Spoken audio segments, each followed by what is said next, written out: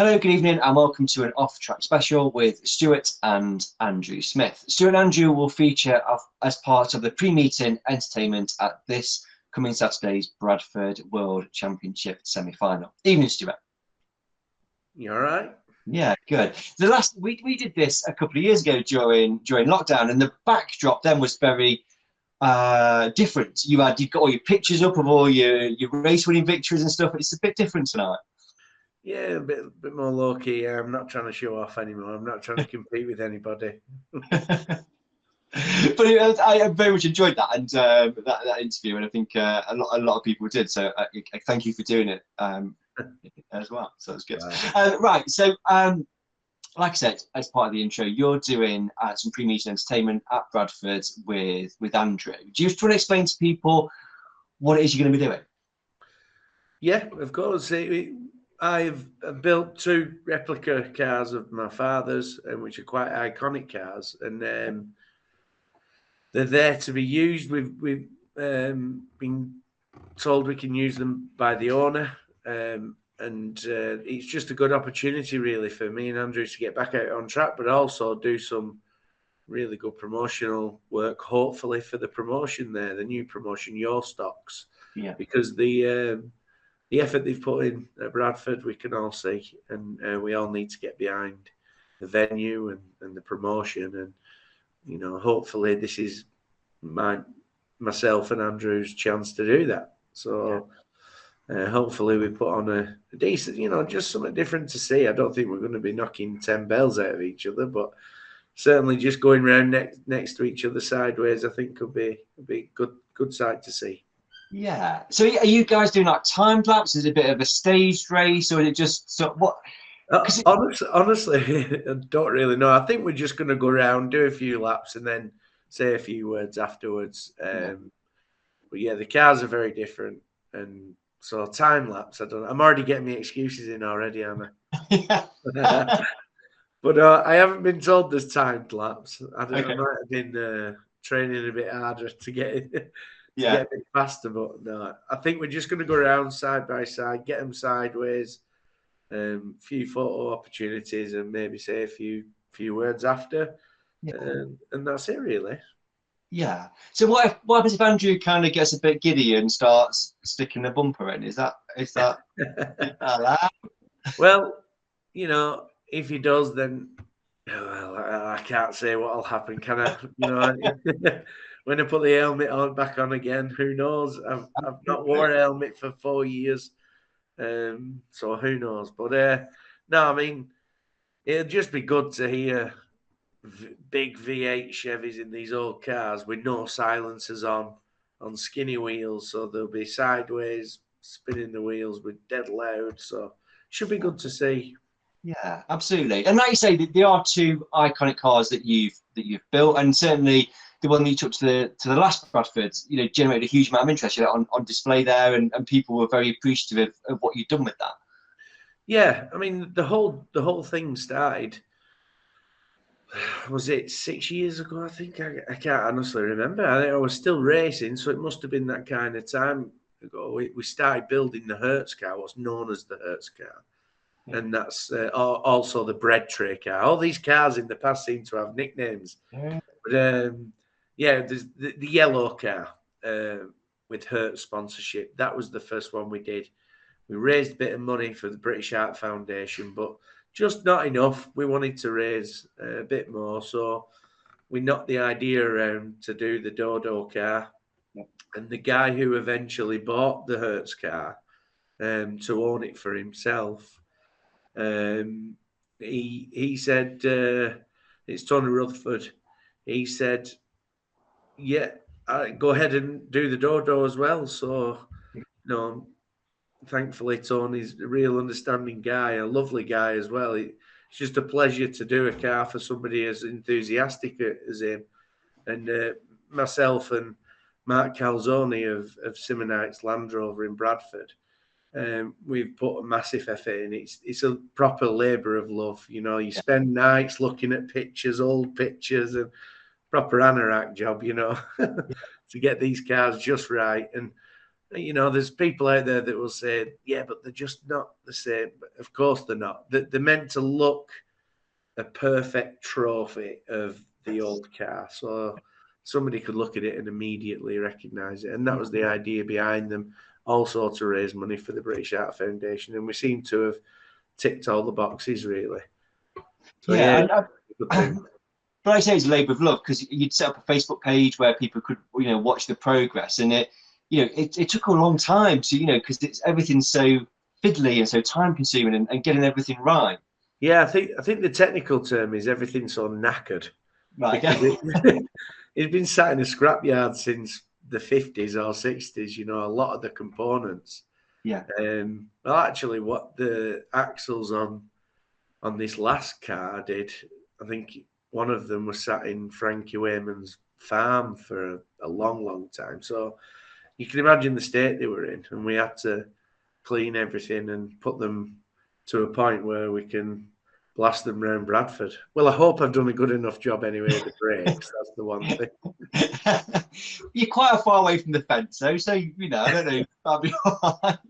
I don't want to be hitting that. Like I say, they're a bit of a trophy thing. They're not meant to be ran into each other, but. So in terms of obviously the age you are, you've never raced at Bradford. It was never closed before you were kind of starting your stock car career. Yeah, that's correct. Yeah, it was also the first time I've ever watched Formula Ones and thought, I want to race. I want to have a go myself, because it just looked so much fun around there. And like you said, lots of room, fast.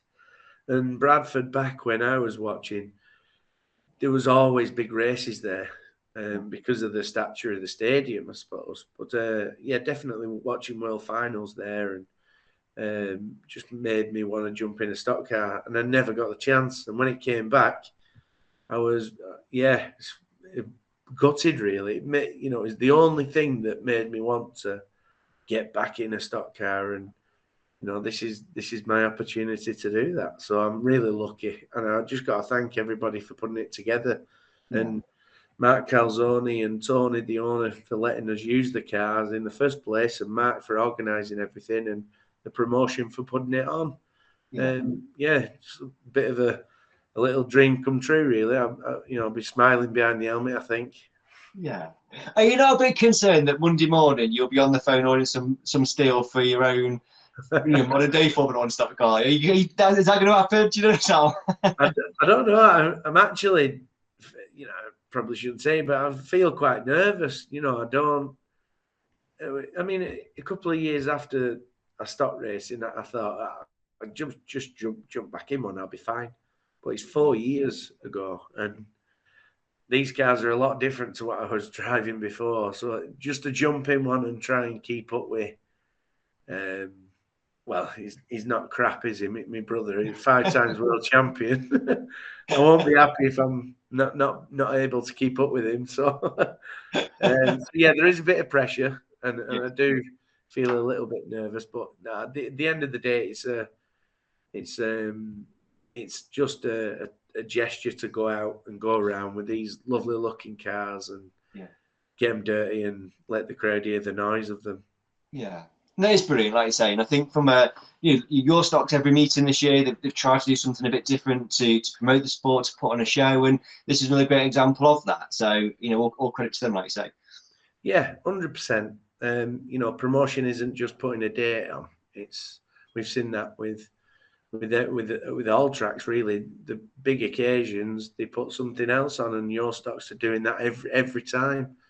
Which is brilliant to see. It's something different before the meeting starts, and also the track itself. We all know what the track was like and what it's grown into now. And I think their effort of doing that, I think the drivers are now voting with their feet and they're starting to come back. And yeah, it's just putting a bit of support into a good group of people that are as enthusiastic as all the fans. They want to see it prosper. Absolutely, and we've said before, haven't we, that Bradford plays such a pivotal role in the future of stock car racing, just because of where it is and the demographic of people that are around that area, and it needs Bradford, doesn't it, the sport? That's right, 100%. no matter how you cut and slice it, we are a northern-based sport because of the heritage and the history of the drivers and the different generations that have come down and they're still involved with the sport. We did need a jewel in the crown, really, I like to call it, which is Bradford now. You know, it's there, it's in the heart of the north, and everybody wants to race there. I believe that's what it seems to be. You know, you hear the talk going around now about Bradford, and everyone wants to race there. So it's a great opportunity for me to show my support in this way, and I'd do it every day of the week. Brilliant. Final question before I let you go, Stuart. Have you seen much of the season so far in terms of Formula One? Yeah, I've been every Bradford. I've been where else I can't remember now. It seems such a long time ago, but I have been to some other meetings. But yeah, I've been watching a bit and getting involved. I do think you know, there's two lads at the top of the job who are going to end up fighting it out at some point. They've got to lock bumpers at some point, haven't they? Tom and Ryan. Yeah. And that's what everybody's hoping. So come on, lads, get your bumpers out and get hitting each other. but it does. I mean, and you know that you're great exponent of that in terms of that's what people want to see. They want the people at the top of the sport fighting out week in, week out, and it brings the crowds, doesn't it? Because they don't want to miss the next instalment. Dead right. Yeah. They're the ambassadors of this sport because they're at the top of it, and they need to realise that and start getting involved with each other a bit more. We'll send them this as well, just as in case they don't watch it on Friday night. Stuart, thank you so much for your time this evening. Good luck on Saturday. I'm sure it will all go well. Thank you very much. I hope so. Cheers, Stuart. Thank you. So we've heard from Stuart, and it's now time to chat with Andrew about this Saturday's pre-meeting entertainment at Bradford. Afternoon, Andrew. You all right? Yeah, good. Thanks, Jonathan. How's yourself? Yeah, very well. So we tried to get you and Stuart on together last night, but you've got a prior engagement in Bristol with some Formula 2 racing. That's right. Yeah, my youngest Rebecca was racing down in Bristol last night, so we was otherwise engaged, but it was. We didn't get back till it's quite a long way for us, to be fair. It's about 4.25 hour run, so bit of a funny one on a Wednesday night. But we did Taunton on Monday night and stayed down there and got Bristol in as well. So it was like 2 meetings for our journey. So a little bit jaded now, a little bit tired. Got to get ready for Bradford at weekend. Yeah, so. Yeah. But you're looking good. The joys of being a stock car dad, I suppose, isn't it? That's what it is. That's what it is. Was it a good meeting at Bristol? It was good for everybody, but not very good for Rebecca. She crashed a couple of times, and yeah, meeting to forget, to be honest. But there we go. So it made the long journey home just that a little bit longer, I guess. Yeah, that bit quieter. Yeah. No bad thing that time of night, though, is it? You know what I mean? So if we turn our attention to this Saturday, and you and Stuart have got a fantastic demonstration for the crowds. It sounds like a brilliant thing that you're both going to be doing. Yes. Yeah, I mean, the guy who's heavily involved with the project with the 2 heritage cars, a guy called Mark Calzoni from Simonites at Bradford. He's a sponsor of my girls. He looks after my girls quite well with the racing, and he's an old friend as well. Yeah. I built him a stock car probably 10 years ago, and we've kept in touch ever since. He sort of approached me about doing it, and Stuart was keen to do it as well. So, and the promotion at Bradford wanted to do something with me and Stuart. Originally, they were wanting to do something like in a modern day cars, like a match race sort of thing, but that wouldn't have worked out too well for either of us, really. So we come up with the idea. They come up with the idea of doing this with the heritage cars. So it's a nice thing to do, really. Yeah. Yeah. So Stuart talked us through the 2 cars that he sort of built and are going to be there. And have you decided which car you're both in?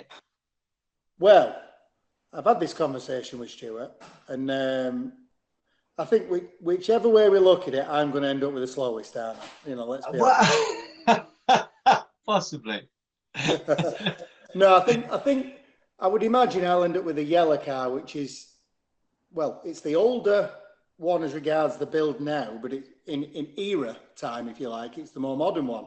So maybe it'll be a bit faster, the yellow one, but One of them's got grippy tyres on, I'm led to believe. I mean, I'm a bit green about this because I haven't had much to do with them. You know, I mean, Stuart has built them and everything, and Mark has fitted them all up and made them look pretty. And the guy who owns the cars is, you know, I don't even know him. So, you know, I haven't a clue really what's going on, but I've been joking with Stuart that I'll probably end up with the slate. He's been testing at Bradford today. He's been practicing. Can I just get that one in? He has been practicing. So we'll just roll with it, whichever one. You know, we'll try and open it up and get it going as best we can on the night, just for a bit of fun. So I did wonder, because obviously when we were chatting about when can we do this, and you were like, I can't do Wednesday because I'm in Bristol. So it's like, well, I can't do Thursday, I'm at Bradford. And I'm like, is he testing at Bradford? It clearly is. And I forgot to ask him last night, but yeah, he's very keen, Andrew, very keen. Yeah, he'll have been tuning it up, won't he? Whichever one he's racing, it'll probably turn left a bit easier than mine, I would think. So are you feeling a bit nervous about it at all? Is a potentially obvious question. No, absolutely not. No, it's literally just something for the crowd, and hopefully some of the old, well, I suppose older and newer generation fans, but mainly the older generation. I'm hoping there'll be people in the stadium that remember the cars in the glory, you know, in the pomp when they were driven by my dad. You know, that's the whole idea of it, really. I think we have got such a rich history in our sport, haven't we? And it's really good that we can embrace that. And, you know, some of these heritage builds are coming out now. And the standards are fantastic on these two Stuart Smith cars. And some of the others are great as well. And I just think it's a lovely thing to do. There's no nerves. It's just a bit of fun. It really is. It's just a lovely story, really, for me and Stuart to take them out, isn't it? You know. Yeah. And that's it, really. Yeah. And I think, yeah, it's great that you can do that. I say that the story piece behind it, but also at Bradford, which is, I guess, holds a special place for you anyway, where you won your first World Final. Absolutely, yeah. I mean, my memories of Bradford as a child, watching it when it was tarmac. I remember Len Wolfingham winning his World Final there. That was a magic night, that was. As a little kid, it was like, you know, I was mesmerised by the atmosphere and everything else. And obviously then it went shale, didn't it? And one of my greatest memories of Bradford was the 85 World Final, which my dad won. That was his third on the trot. He won the hat-trick that night. And he was in a league of his own at that point in his career, to be fair. And, you know, that's a treasured memory. And then, obviously, probably 10 years after that was it. I won my first World Final in my first full season of racing, really. My first ever World Final I went in, I won it.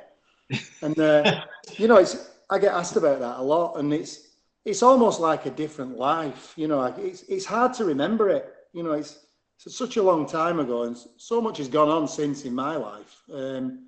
It's almost like it was somebody else did it. It's really weird. But yeah, it's a memory. It's a vague memory, you know, but it's a memory nonetheless. And I haven't actually visited Odsal Stadium at all since it's, you know, coming back into the fold. I had no real desire to go there until, I'll be honest with you, until Graham got hold of it. I mean, I know Graham well. Me and Graham go back a few years. The kids did minis together, and he's a friend. And I don't really know Russell, his partner, that well, but he seems a nice guy. And both of them I just think they're taking the job in the right direction. They've got a better approach. They've got a more modern approach, which will sit better with, you know, newer people maybe. And I just thought, once they got hold of Bradford, I thought it'd be nice to have a look up there. You know, it's a long way for me now where I live, and which is why I've not been sooner this year. But, you know, it'd be great to go back there. Yeah, absolutely. And have a look at the old place. And I'm sure when I walk through the pit gate at the top, all them little memories I've just touched on will come flooding back, and it'll be nice. I do think there's a bit of a thing, even now, you know, I've been to Bradford since it's been reopened, and even now, when you walk through the pit gate and you look down, it's such an amphitheatre for stock cars, and I just think it's an incredible stadium and a great showcase for the sport. 100%, yeah, absolutely. The challenge them guys have got is, I suppose, it's to get new blood into the sport, isn't it? It's such a big place to fill, and you know, and I've only seen it on video, obviously, and photographs, and it looks like they're turning a little bit of a corner. It looked to me like it was a very good crowd at the was it the British Championship, wasn't it? And hopefully they'll get a really good crowd on, you know, the semi-final meeting. And but like I said, there's lots of chimney pots, you know, in that area. It's a real, very densely populated area, West Yorkshire, and you're only just over the hill and you're into Greater Manchester. You know, there's a lot to call upon, and if they can just, you know, stock car racing's brilliant on its night. It's a great bit of entertainment. Surely people don't want to just watch football on telly and Love Island all the time. They want to get out and, you know. I do like a bit of Love Island. I do like. I'm part of a bit of Love Island. I am. Well, funnily enough, when you tried to set this interview up, you seem more bothered about overlapping with Love Island. I mean, what's it all about, Jonathan? I don't know. Crisis or something. I don't know what it is. So we mentioned obviously semi-final on Saturday, important meeting for the current Formula One drivers. Have you had a chance to watch much of the season so far with regards to Formula One?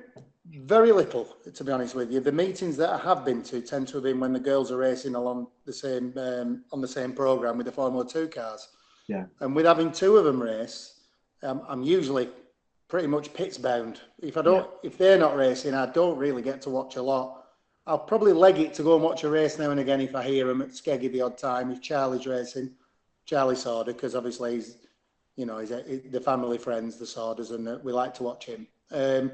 I've watched a little bit, but I do like to follow it on the internet and a lot of the stuff that yourselves do and that, and a lot of the videos. I watch them as much as I can. So I know what's going on. You know, I haven't watched many races, but I've got a good abreast of who's doing what and who's up there. Yeah. Brilliant. And you mentioned obviously, we've mentioned at the beginning the Formula 2 racing. Jessica and Rebecca, they're sort of doing very well. It seems this year, having a really good season. Yes, Jessica's really turned a corner. The thing is with the Formula 2 cars, I was a bit guilty of it, I suppose, as a Formula 1 person, if you like, and an ex-driver. I was sort of, when you're in Formula 1, you're very much in whatever bubble you do, aren't you? And you don't take a lot of notice of the other formulas. You're probably too busy to, really. But I always had a lot of time for the F2s, but what I didn't realise was how competitive they are. You know, they're a truly national formula. I mean, we're based down in the southeast, and we have to travel all over just to get the race meetings in, and we enjoy travelling everywhere, but it's so competitive. But the good thing is the girls are getting to race on all different shapes and sizes of tracks, all over the place, and it's really good for them. And Jessica particularly, my oldest girl, she's really come on this year. She's got the better of the two cars, if I'm honest. But a few weeks ago, we had a run of about 5 Skegness's, all within a fortnight, and she won so many races. She's really clicked, and but it's very, very competitive. Just to get out of the yellow grade is hard. But the girls are doing good, as the girls are in all formulas. Actually, it's not. I like to talk about that. It's really good to see. As a father of 2 girls, I mean, I don't have a boy, so my girls have sort of been channeled into the racing. Like a lot of lads' sons would be, I suppose. A lot of drivers' sons would be. So I do watch the girls, and it's great to see Courtney's had a fantastic start in the Formula Ones. I watched her at Skegness a couple of times a few weeks ago, and she was so fast and smooth. Yeah. And I think Catherine's obviously gone up the grade, so she's not as in the eye as she was, but she's racing well from up the grades, and Phoebe's come on in leaps and bounds. Them girls are doing great in the Formula Ones, and in the Formula 2s, we've got 3 or 4 really good girls in there. So it's good to see, isn't it? And, we talk about Bradford in terms of what they're doing to promote the sport, but I think, having sort of females in motorsport is a great promotional opportunity. And I think we are doing quite good to share that and put it out there as well. It's a point of difference, isn't it? Absolutely, yeah. The girls are showing that they can compete on equal terms. It is a physical sport. The cars want throwing around a bit, but if you get the girls fit in the cars well, so that the sort of lack of physical strength doesn't hamper them. Yeah. If they get the steering geometry right, get everything comfortable, the pedals right, just the simple stuff. They can compete. They can do it because they've got the mind. These girls have been in mini stocks with some of the upcoming male stars, if you like, of stock car racing. A lot of these girls were kicking their ass in the mini stocks. So psychologically and mentally, they've got it. They just need to overcome a few of the physical aspects, and one day we will see one of them win something big, I think. I don't know when, but hopefully. Yeah, absolutely. And so you mentioned there you're Formula 1 through and through, and the decision to go into Formula 2, was that based on where you live and geography, or was it just actually, I don't know, where does the decision come from?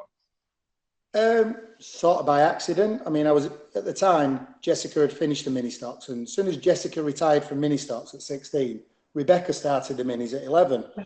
So, like, while we was concentrating on Rebecca's mini stock career, we bought an old F2 car to race at outlaw tracks near us down in the south for Jessica, just to give her something to do while she was at college, really, a bit of an escape. And then the outlaw tracks closed, so we thought, well, what are we going to do? We've got this Formula 2 car, and we decided we might as well convert it to Briscoe and have a go. Yeah. And then obviously when Rebecca finished the minis, we got another one, and so we sort of got into it by accident. But to be honest, it's a bit more manageable for myself. We don't really have a big team. We haven't got any mechanics. It's a family operation. I mean, the girls are really good with the stuff. They get in the garage and they muck in. But I mean, I'd love to be involved with the Formula Ones. That's probably your next question. I'd love them to be involved in Formula Ones, but the Formula Ones, you need a big team. You need a lot of manpower around you. And at this present moment in time, we're just not geared up for anything like that. So when we enjoy the F2s, they're good. Yeah, no, absolutely. And I think certainly from going to do some of the workshop visits and you talking to the drivers, they talk about Formula 2, you can do a lot of it yourself, you can move around yourself. With the Formula 1, it's just everything's bigger and heavier, and you need the people there to help and support. It's just, you can't do it otherwise. Absolutely, yeah. You need the manpower. I mean, when I used to race, I probably had, between me and Stuart, we had probably 4 really good lads who used to, a couple of them were allocated to each car, and then we had a couple of floaters who worked on both. And they were without them lads, we couldn't have done it. You just physically, like you say, just get in a back axle out of one of them things. It's a 2-man job. Yeah. And it'd just be very difficult, sort of, with the infrastructure we have at the minute to do that. Lovely. Thank you. Andrew, right, thank you so much for your time this evening. I know I disturbed you from fixing Rebecca's Formula 2 because you're going to take that to this weekend as well. Get back to that. Good luck on Saturday, and, let's see if you beat Stuart, which I'm sure you're thinking you're going to. Yeah, the biggest challenge I've got is to find some overalls and a crash helmet. Because I do know where a pair of my old ones are, but I'm not very confident I'm going to fit them. So I'll probably be wandering around the pits looking for a pair of overalls and a crash helmet to be able to do it. But yeah, it'll be all right. We'll manage somehow. Well, do you not like frame them all when you finish racing? Do you not put them all like nice in your wardrobe? No. I'm not really a one for memorabilia. All the stuff I've go through my hands over the years, and I've scrapped, and now I look at some of these people and these panels and they're mounting them and framing them, and I think, bloody hell, I missed a right opportunity. I could have saved, and I've never saved anything. The only real bit of memorabilia I've got is from one of my dad's last car, which my brother had framed, and it's just like a number plate. But that's it. That's the only bit of memorabilia from racing I've got. I haven't really got anything. I ain't got any trophies on show or anything. It's just not something I've really done, So no, I don't frame the overalls and all that stuff. No, I rip them up for rags first, probably. In the game. And now you wish you hadn't, because you need a pair for Saturday. Do you know? Well, hindsight, yeah. Absolutely. Andrew, thanks so much for your time. Good luck for Saturday, and I'll see you there at Bradford. Cheers. Thanks, Jonathan. Thank you.